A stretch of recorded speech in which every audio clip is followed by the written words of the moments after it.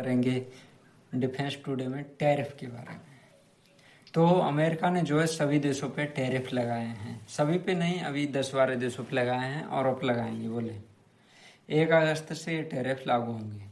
तो 10% सभी देशों पर लगाएं जो व्यापार समझौते में शामिल नहीं है। अब बात कर लेते हैं टैरिफ के बारे में। मेटल और ऑटोमोबाइल 50% चीनी व एल्यूमिनियम पे भी इन्होंने टैरिफ लगाया। स्थानीय उत्पादन सुरक्षा हेतु उच्च टैरिफ लगाया गया है कि भाई हम तो ज़्यादा टैरिफ लगाएंगे, ज़्यादा उत्पादन करेंगे।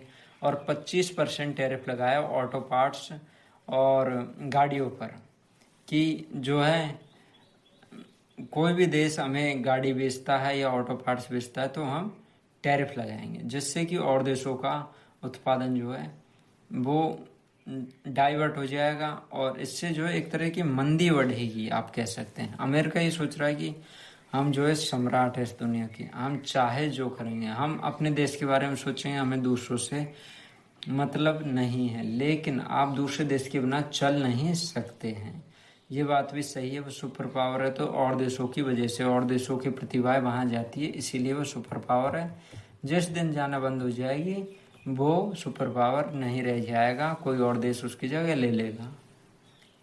तो 1 अगस्त से जो टैरिफ है वो किन देशों पर लगाएं? कनाडा पर लगा दिया 10% और अधिकांश सामान पर 25%, मैक्सिको पर लगा दिया 25%, चाइना पे अभी 10% है, बोल रहे हैं 50% तक लगाएंगे।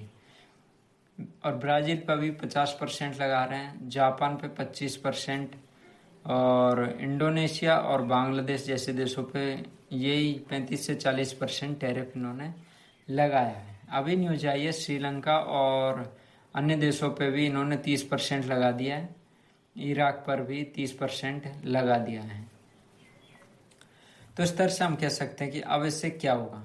महंगाई में बढ़ोतरी होगी। 2025 के टैरिफ से जो अमेरिकी उपभोक्ता की औसत आय है उस पर जो है $2,500 का प्रभाव पड़ेगा। मतलब $2,500 जो है औसत आय अमेरिकी उपभोक्ताओं की घट जाएगी, क्योंकि पहले सामान जो है सस्ते आ रहे थे, अब अमेरिका में पैदा होंगे तो वहाँ सामान जो है महंगे होंगे। चाइना जैसे देशों से कितने में सस्ते में सामान आ जाते हैं, जो 1,000 का माल है वो अमेरिका में जो है 9,000 में मिलता है। तो आप सोच सकते हैं 9 से 10 गुना जो है प्रभाव पड़ेगा वहाँ पे। तो वहाँ महंगाई बढ़ेगी और विश्व में महंगाई बढ़े ना बढ़े लेकिन अमेरिका में जरूर बढ़ेगी। तो अमेरिका इससे सबसे ज़्यादा प्रभावित होगा और घाटा उसी का रहेगा। और टैरिफ की लहर जो है वो 1 अगस्त से शुरू होगी। अधिकांश उद्योगों पर असर होगा। मेटल, स्वास्थ्य उत्पादन, सेमीकंडक्टर जैसे उत्पादन जो है निशाने पर आएंगे। रणनीति के उद्देश्य की बात करें, देशों को व्यापार समझौते पर मजबूर करना इनका मेन उद्देश्य है। मतलब ये चाहते हैं कि और देशों को व्यापार के समझौते पर मतलब राजी कर लिया जाए। यदि ये नहीं माने तो भी जबरदस्ती राजी कर लिया जाए। मतलब ऐसी इनकी नीति है। अब बताओ, ऐसे थोड़ी होता है। तो मतलब जो भी हो, लेकिन नुकसान इनका होता है और विश्व का भी होगा, थोड़ा बहुत होगा विश्व का, लेकिन इनका ज़्यादा होगा क्योंकि विश्व का तो क्या है, एक हर देशों में बढ़ जाएगा जो भी नुकसान होगा। इनका तो पूरा एक ही देश है, उसमें थोड़े निपटेगा।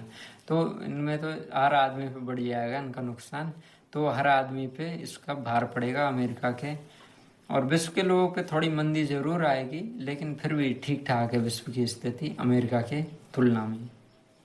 तो आपका क्या सोचना है इस विषय पर, आप अपना कमेंट करके जरूर बताइए। धन्यवाद दोस्तों।